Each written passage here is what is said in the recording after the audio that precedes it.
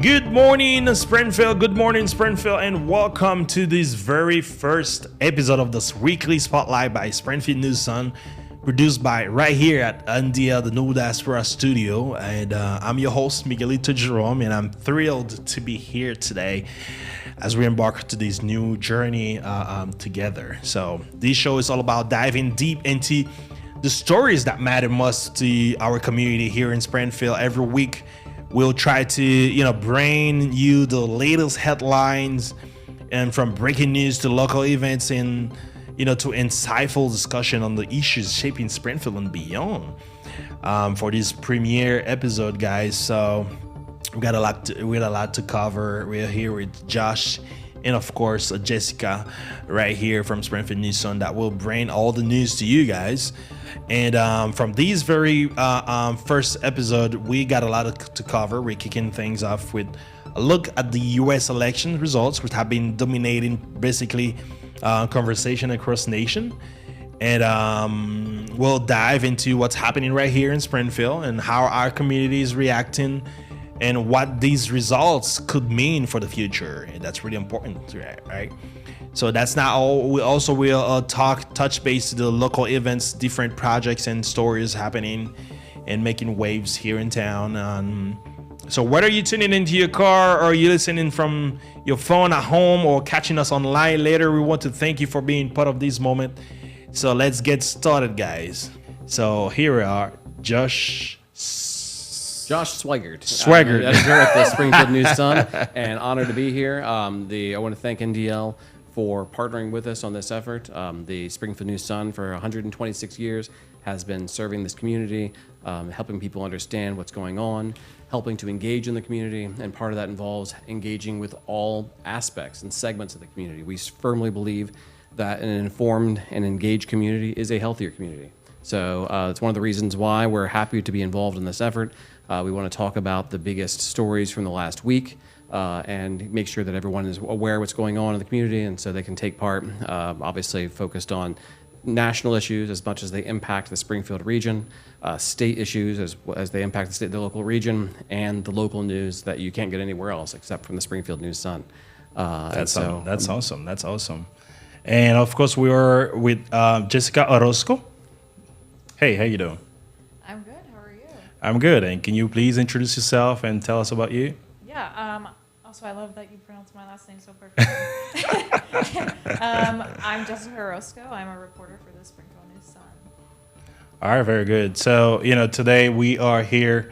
It's November 11th. It's the Veterans Day. That's correct. Yes. So, what does that mean, Veterans Day, for our Haitian immigrants listening to you guys today? I mean, Veterans Day for all Americans and people who are in this country, it's about an idea, right? I mean, the veterans who served our country are fighting for and representing the idea of freedom. And so I would hope that everyone kind of takes a moment and contemplates that. That's awesome. That's awesome. So, all right. So we know that last week was a heavy week for everyone here, in town and the country too, because it was election week pretty much. So what do you guys have in in your agenda today for us about the election? How was the election week, and even prior to that, how was the election for you guys? So it's obviously a very large and consequential election. So I want to talk for a moment about again how these things impact Ohio. Everyone saw the election results. Trump had a resounding victory in the Electoral College in Ohio. His vote tally was exceedingly high.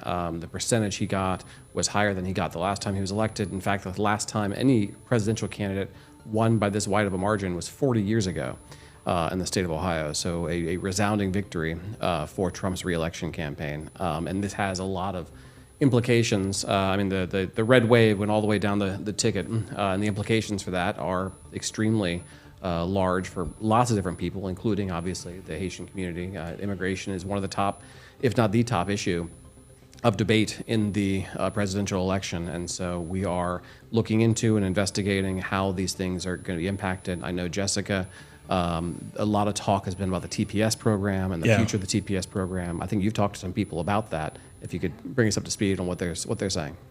Yeah, so this morning I spoke with Katie Kirsch. She's a senior attorney at ABLE, which is Advocates for Basic Legal Equality. They work with a lot of immigrants, a lot of people in general, but a lot of Haitian immigrants. Today she told me, well, I asked her about, there's a lot of concern about TPS, asylum. Trump has talked about mass deportations, and he specifically called out Springfield. Said that's one of the places that he would start. But Katie told me this morning that mass deportations are difficult. Everybody in the U.S. has the right to a hearing.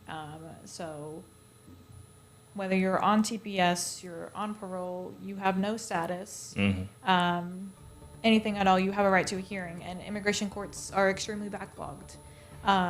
So it's very unlikely that mass deportations would even occur.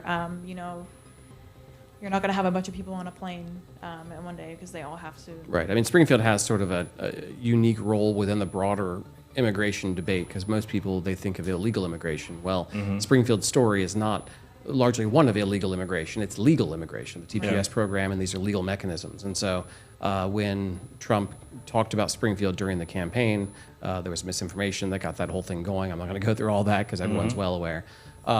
And he vowed to start here. It's not the same as the rest, obviously, of his immigration vows because there's a process, is what you're saying, right? Yeah, so they can't just deport people because they're here legally. They have permission to be here. Right. And so, I mean, the TPS program expires in 2026. February 26. 2026. Right. He would have to either end it early, which it's very, very likely he would have a lot of court cases against that. A lot of legal action would be taken against that. And it's debatable, how the courts would uphold it. But in the past, his effort in his last administration, that failed. The courts said that was, illegal. So he could try ending it early, or once that expires, he could just end it. Decide not to redesignate it, not renew it. So pretty much, like you said, the Haitians are under the TPS, right? So therefore, a lot of them are. A lot of yes. them. Okay. Therefore, the they're legal. parole program or TPS, but it's a legal process. Yes, right? but Okay. the parole program he could end. Right. And if that's ending, if you're under parole and you don't have another status, then you're already undergoing removal proceedings technically. Until you get that other status, until you get asylum or until you get TPS. So if that parole program is ended, and you don't have another status, somebody could seek asylum, but it's a lot easier for you to be removed that way. Yeah. Okay.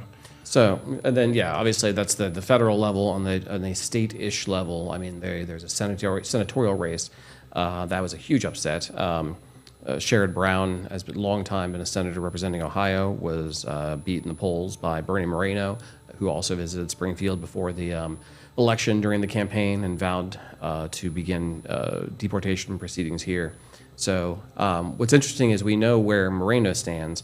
What we don't know is what happens to the other Ohio senator, which is J.D. Vance. He becomes the vice president, and his seat is appointed by the governor. And so that's the big X factor, is Mike DeWine gets to choose somebody to fill a U.S. Senate seat to replace J.D. Vance. And what that person's views on immigration, we don't know. We don't know who that person is. So that could have some major implications. It's such a tight boundary or margin within the U.S. Senate. So that's another thing we'll be watching, is the governor of Ohio appointing someone to replace that position to fill J.D. Vance's spot, and what that means, again, for the local community. So pretty much the Governor DeWine will have to appoint someone before January 20th, or how does that work? I think what's expected is that J.D. Vance will step down early in order to take the vice presidency without any seamlessly. And so, the governor would appoint somebody. Then that person would have to stand for re-election in 2026 to fill out the remainder of the term, and then have to run again for re-election in 2028 for the next full term. So there's lots of people being talked about. It's anyone's guess. I mean, inside Mike DeWine's brain.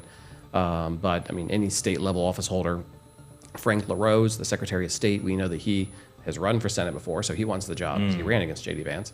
And Matt Dolan, who's run for senator. So there's a number of people that are discussed. I mean, people have talked about Vivek Ramaswamy, though he might be the Secretary of State. Yeah, I heard it. So yeah, there's lots of people knocking down Mike DeWine's door right now trying to get that seat.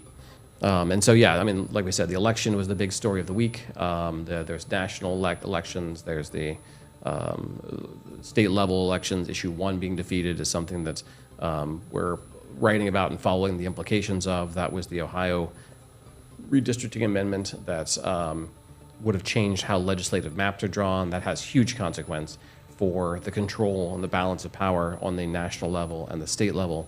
Whether that's going to be tried again, whether anyone's going to bring forward another redistricting proposal is yet to be seen. And so we'll be following on that. And then on the local level, tell us the outcome of some of the races. Not a whole lot of upsets, right? Yeah, there were a lot of uncontested races, so we'll see the same people in or a new person like the sheriff. He won his primary in March, so we will see Christopher Clark. He will be the new sheriff over Deb Burchett. So Christopher Clark, tell us about him. What's his sort of... He was a major for Sheriff Burchett for a long time, but he was fired last year. And then ran for election to challenge the sheriff. He challenged the sheriff, and he won by a very large margin. Right. So we'll see him. And then another countywide race is the Clark County Commission.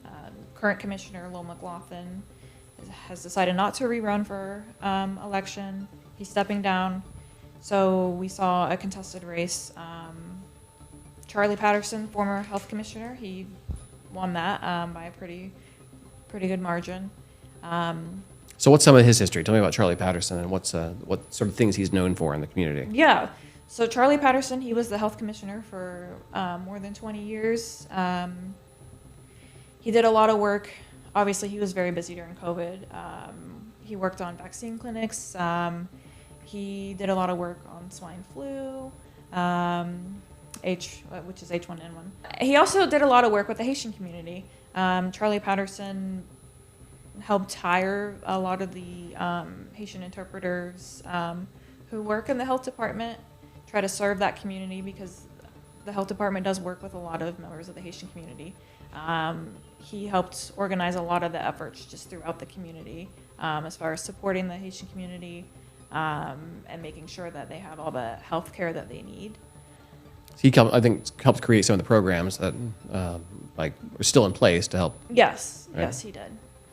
And so you got a new sheriff, new county commissioner. The rest of the races are, no big surprises anywhere else. No big surprises. The incumbents won. But in addition to the races, there are some inconsequential tax issues that voters also voted on that you've been covering. Tell me about that. Yeah, so the main tax issue, actually, which Brooke has been covering. But so we had the Clark County CTC, their levy just passed on the third try. If it hadn't passed, they would have lost some state funding. So this allows them to get new buildings. They've had these buildings for a long time. And their superintendent has said that over several years, they've had around 700 students that they've had to turn down just because of space issues. But if they had this new building, or this expansion, I should say, then they wouldn't have had to deny those students. And yeah, like I said, it was just based solely on space. So do we know of all 700? I mean, once this thing is in place, will we be able to attend or? Yeah, we would, I mean, it was over several years, but right. Yeah, they would be accepted, as long as they're meeting all their requirements. All right, very good, very good. So, Josh and Jessica, can you please tell us more about the different issues? Because, I myself, I was confused with the issue 1 because, my wife thought it was about the abortion. Can you go over, explain our community what exactly the issue and different issues, if any? So yeah, one piece of legislation that a lot of reporters like is that there's a proposal so that we don't keep using issue 1 over and over again, and each issue has a whole new number, because part of the problem is we've had 3 issue 1s in the last 18 months. So the first issue 1 had to do with how the Constitution is amended. There's a second issue 1, and that was last August, I believe. The second issue 1 last November was the abortion vote, and that was an issue 1. And then this year we have another issue 1, which is a hugely consequential. But the most recent issue 1 had nothing directly to do with abortion or rewriting the Constitution. The issue 1 that was on the ballot last week had to do with how congressional districts are drawn. So the current Ohio Constitution has a process in place to draw legislative boundaries and congressional boundaries. Literally, the map that shows if you live right here, this person is the one who represents you in Congress and Senate and the U.S. House. The State House. So how they draw those maps is hugely consequential because you can draw them to include tons of Democrats in a district and create more Republican districts or Republican or Democratic districts. You can gerrymander, as they call it, to play with the maps to give one party undue preference over the other in the elections just by how you draw, whether you draw historically leaning neighborhoods that are Democrat or Republican in them. So this proposal would have changed that to make it so citizens are involved, not politicians. And it was, there was a lot of debate about whether or not it would have had the desired outcome, whether it would have actually changed anything. At the end of the day, the voters decided against it. The people who support issue 1, who called for reform, they blame the way that the ballot was written. There was a process by which the issue was described on the ballot, and the issue 1 proponents say that the people who wrote the ballot, who were opposed to issue 1, made it confusing and misleading. The people who oppose issue 1 say that the voters have spoken, and people just didn't like the idea. So yeah, I mean, there's a lot of controversy about whether this was the best approach going forward.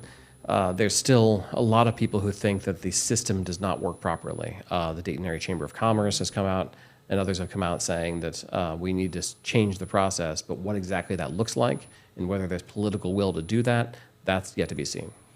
So on that matter, what is the position of Ohio with the abortion so far?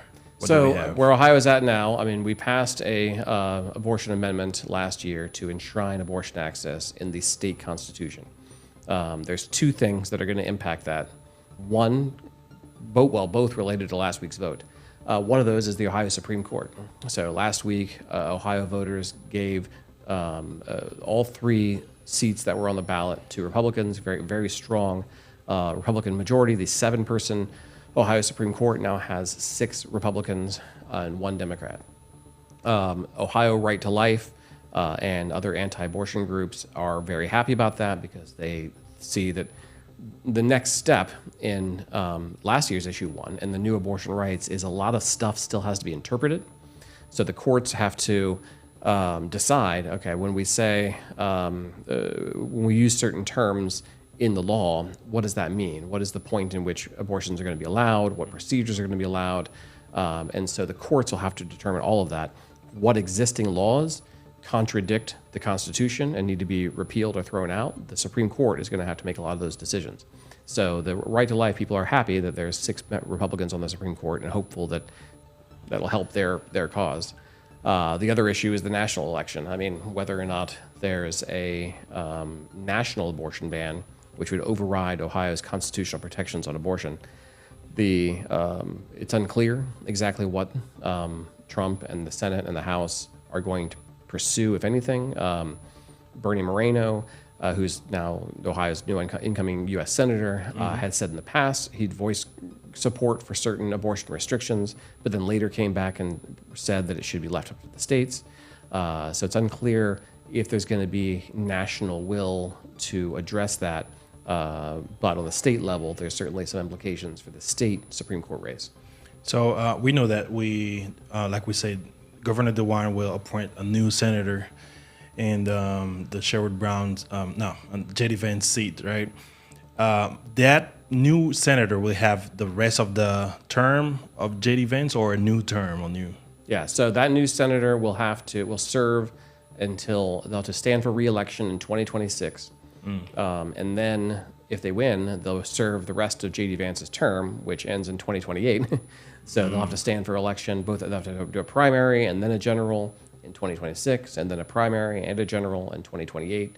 So U.S. senators are usually 6-year terms.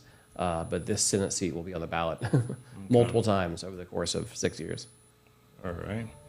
So, I'm just going over a different front page from Springfield News Sun. And, one of the things that Thanks for reading. Yeah. is actually President-elect has vowed to reshape federal government.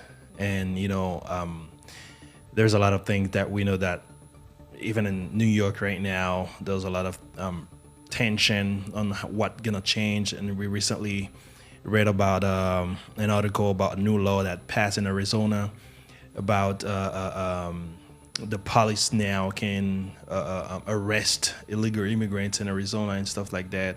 Is it something that you guys are aware around, or is it?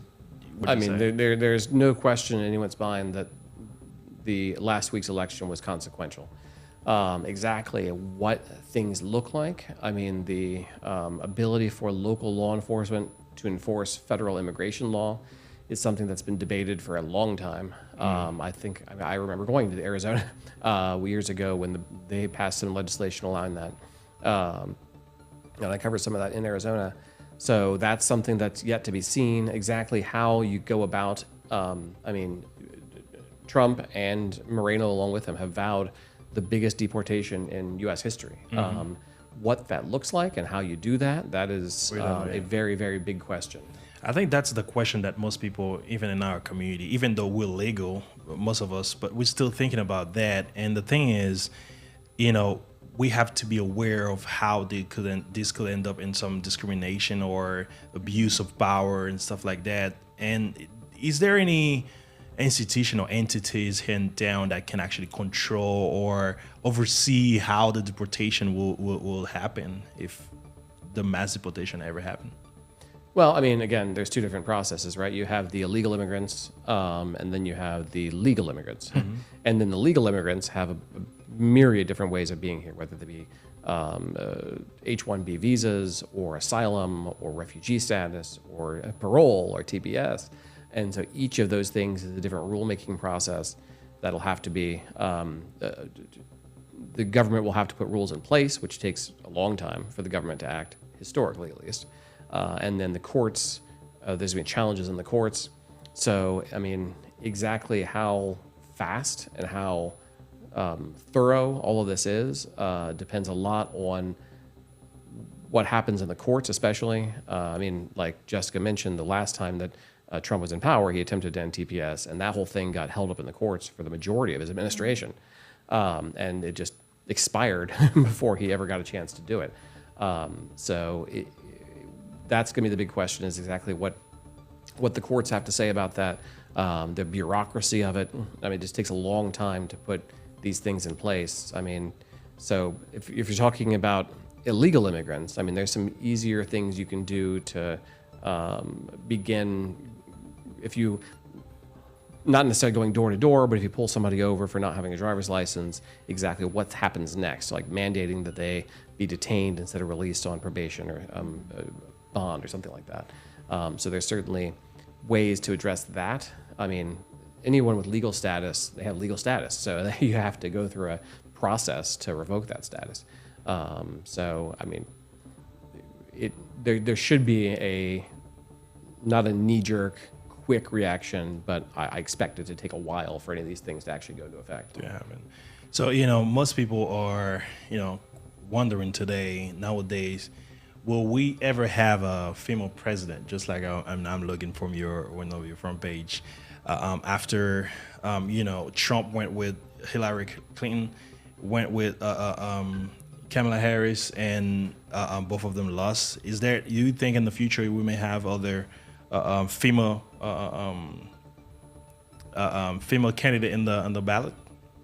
Almost certainly. There's strong candidates on both parties. If it's 51% of the population, I think it's only a matter of time before there's a female president.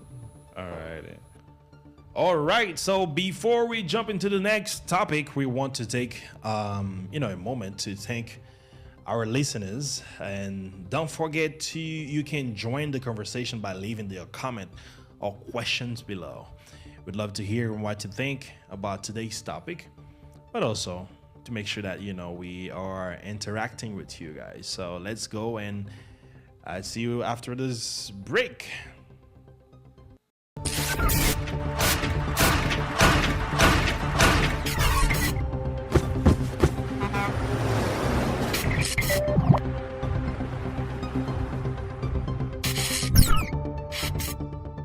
Introducing Alliance Magazine, a celebration of Haitian culture, community, and resilience. Each month, we bring you stories of inspiring Haitians, cultural traditions, recipes, health tips, and more. With each purchase, you're not only connecting with the Haitian experience, you're supporting community programs that makes a real difference. Every page brings us together, and every purchase fuels our cause. Get your copy of the Alliance Magazine today. Celebrate, connect, support. Order now. Call 844-422-2139 or visit our website www.haitiancommunityalliance.org. Bonsoir, Namwense Courtney, and I just want to say that the Alliance Magazine is such a cool way for us to get informed about the Haitian community and blend and learn some knowledge and share together. Diaspora haïtien k'ap vive tout côté pour étudier, apprendre métier en ligne, pas hésiter checker NDS, New Diaspora School, et puis mettez au cool pour apprendre métier ou vle, j'en vle, sous téléphone ou, sous ordinateur ou soit dans salle classe nous, dans Springfield, Ohio. New Diaspora School a bon plusieurs métiers manuels, professionnels et informatique pour aider tête ou, famille ou, et pays ou.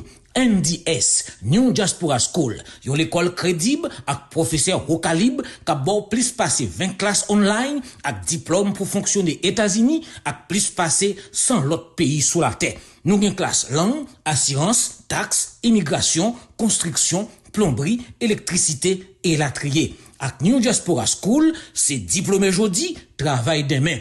Pas dit ou pas connaît, relez-nous dans 937 637 2728 ou bien montez sur www.newdiasporaschool.com. Ou gen business, ou ap vend produit ou soit service, ou vle voye business ou monter pi wok, pas chercher pi loin. NZL Marketing Group, c'est celle compagnie marketing qui a aidé ou joindre un service complet sous toute forme. Que ce travail graphique, site internet, placement sur radio et télévision, créer vidéo percutant pour attirer clientèle, nous là, et c'est celle nous comme ça. NZL Marketing Group a aidé à gérer les réseaux sociaux, fait un plus gros impact, fait shooting vidéo pour vous, photoshoot, créer spot avec l'autre contenu qui a captivé le public si là. En gros, NZL Marketing Group, c'est plus qu'une agence marketing digital, c'est un partenaire dévoué qui l'a pour aider à transformer l'idée en succès garanti. Contactez-nous dans 937 939 2435 jeudi à même pour discuter des entreprises et comment service nous capable d'aider à aller plus loin.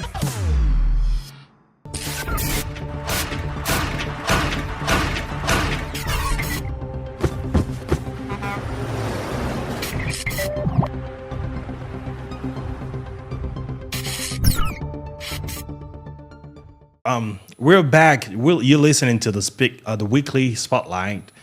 We are bringing you the best and all the breaking news and information that you should know, especially the Haitian community. All these content will be translated in French and in Creole, so stay tuned to our different channel. So, Jessica, what on your end do you have for about any breaking news, any new information locally? Yeah, so over the past week, we've seen a lot of concern about a patrol commander with the Clark County Sheriff's Office. He made some Facebook posts. He said that he would not help Democrats if they were in trouble through his role. So there were a lot of concerns and there was a lot of backlash. The Sheriff's Office initially just gave him a written reprimand.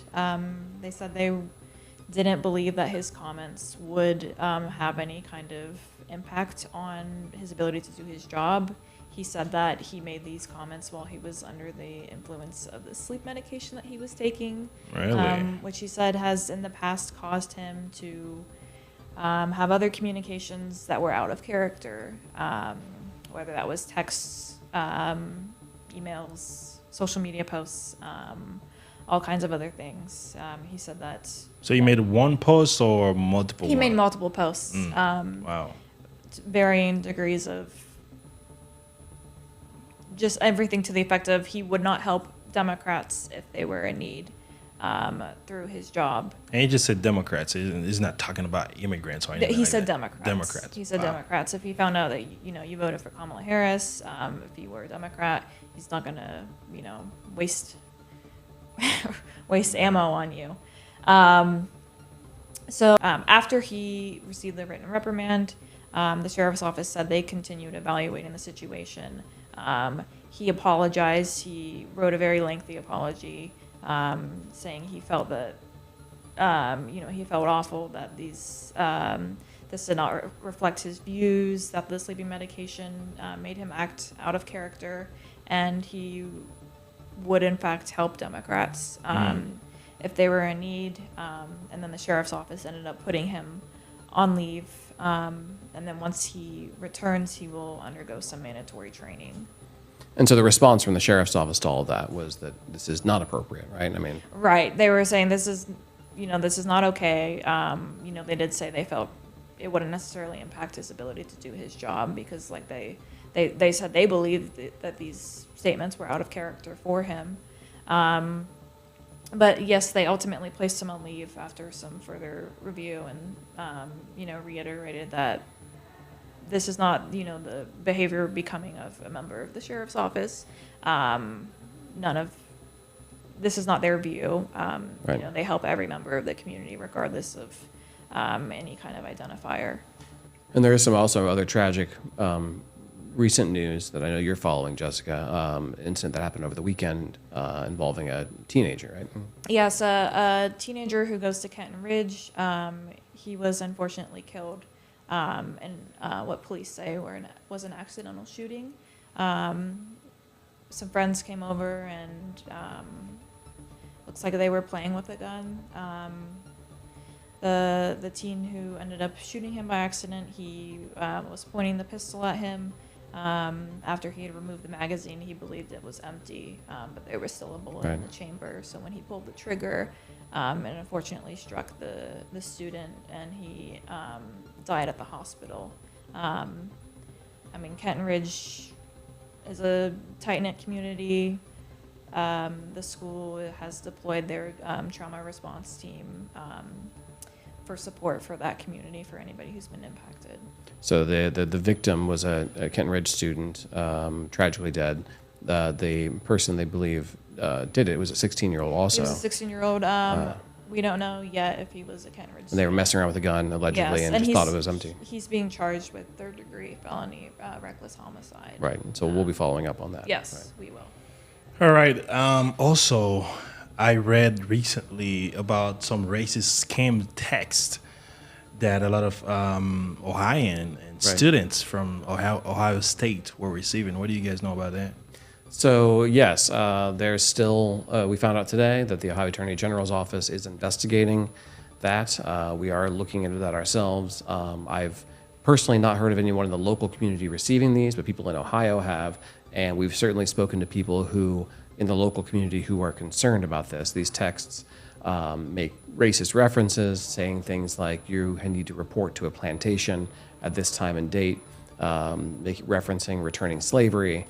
And so we've talked to people with the local and the state NAACP who've expressed very strong concerns about finding people who did this and addressing it, because it just adds an unnecessary level of fear to the community that they're hoping to address.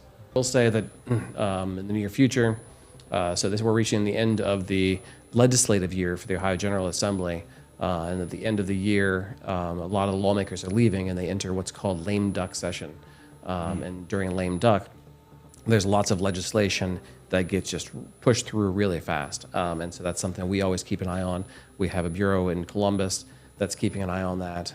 There's a lot of legislation that usually passes in the last month and a half of the year in that lame duck session. And it's, you name it, it touches everything from taxes to guns to businesses to anything. So we'll be keeping an eye on that and definitely have a lot more reporting on that. Thank you very much. I think we actually did our, go over pretty much all the news here locally, and and especially about the elections. A lot of people are concerned even now on what will happen, could happen. So we know what they said they're going to do, and now it's just a matter of keeping track and finding out what's actually going to happen going forward. Right. Will they follow through? Yeah. Right. All right, so that's a wrap for our first episode of the weekly spotlight by Springfield News Sun and NDL Studio. It's been it's been great diving into big stories of the week. As we could see Jessica and Josh talking about different headlines for this week. Thanks to everyone for tuning in, and your support and engagement make this show what it is today. So remember to follow us on social media, share your thoughts, and let us know what you want to hear about next. And we're just getting started, and there's plenty more to come. So every week we have the headlines. We're talking about different topics, the main topics. So I'm Miguelito Jerome, and on behalf of Jeff and Jessica right here and the whole NDL Studio team, have a fantastic week. Springfield, stay informed, stay connected, and we'll see you next week.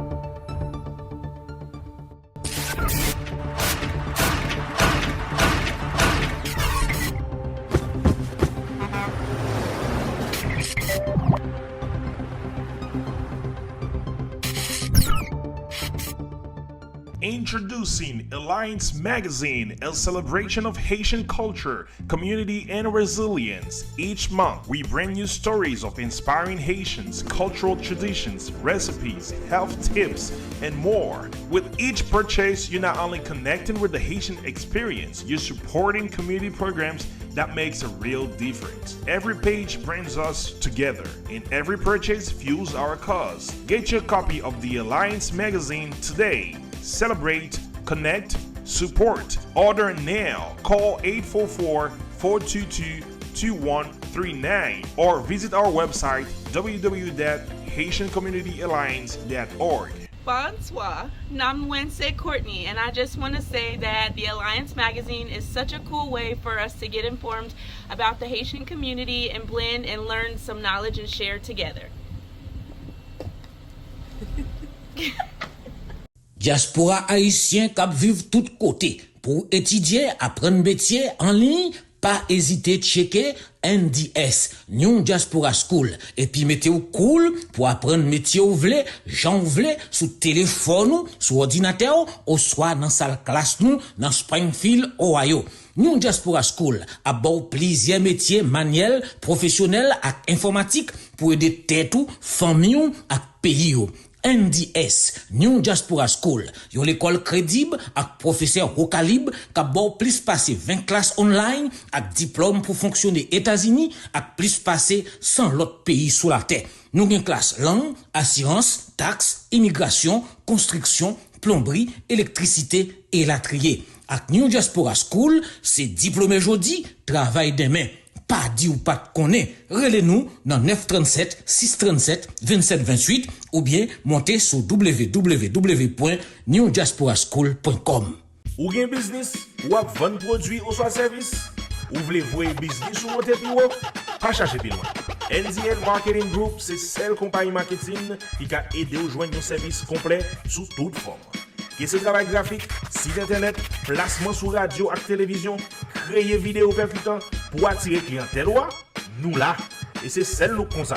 NDL Marketing Group a aidé à gérer les réseaux sociaux.